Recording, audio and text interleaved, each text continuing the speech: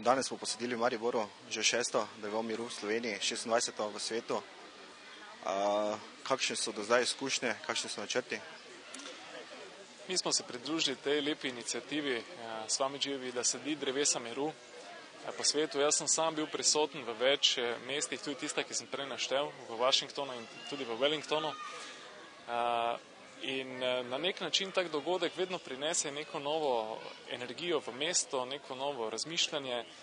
Nekateri gledajo to zviška, kaj bo eno drevo, po drugi strani pa je ta simbolična gesta ima en, bi rekel, globlji pomen in seže daleč med ljudi. Teda mi smo veseli, da smo se temu pridružili. Sicer pa je to del naših aktivnosti Društva Yoga v vsakdanjem življenju v Mariboru. Mi smo že prisotni tu že 20 let in ogromno ljudi hodi k nam, 1000 vsak teden. Tako da smo nekako del tega mesta in smo si dovolili tudi to inicijativo sprožiti. V zadnjem času pogosto pozivate k širjenju pozitivne energije, tudi danes ste to storili. Torej ste si z današnjim gostom verjetno predvsej blizu. Ja, oba dva širimo pozitivno pa čisto energijo. In človek, ki ima v sebi pozitivno energijo, želi ljudem dobro. In naloga župana je prav gotovo, da poskrbi, da bo ljudem dobro.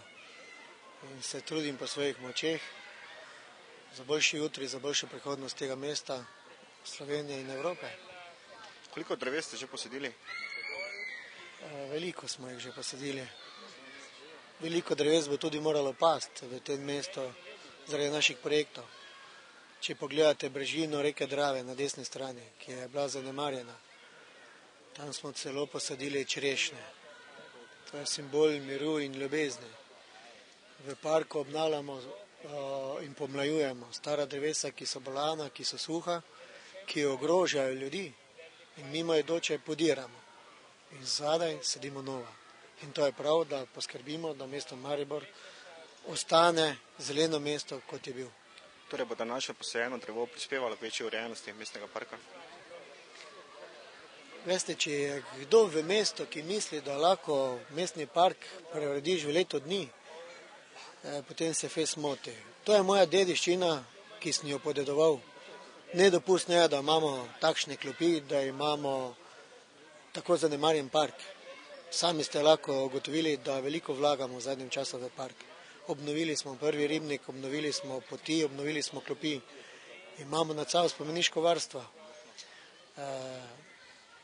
Imamo projekt, ki ga je potrebno speljati, dobiti soglasja od ustanov, da bomo lahko v parku posegali v izdelavo novih klopi, novih poti, predvsem pa tudi z projektom novega akvarija, ki je v neposredni bližini projekt planiran za izgradnjo. Od projektanta sem dobil projekt, preverili smo lokacijo, lokacijska informacija nam dovoljuje izgradnjo.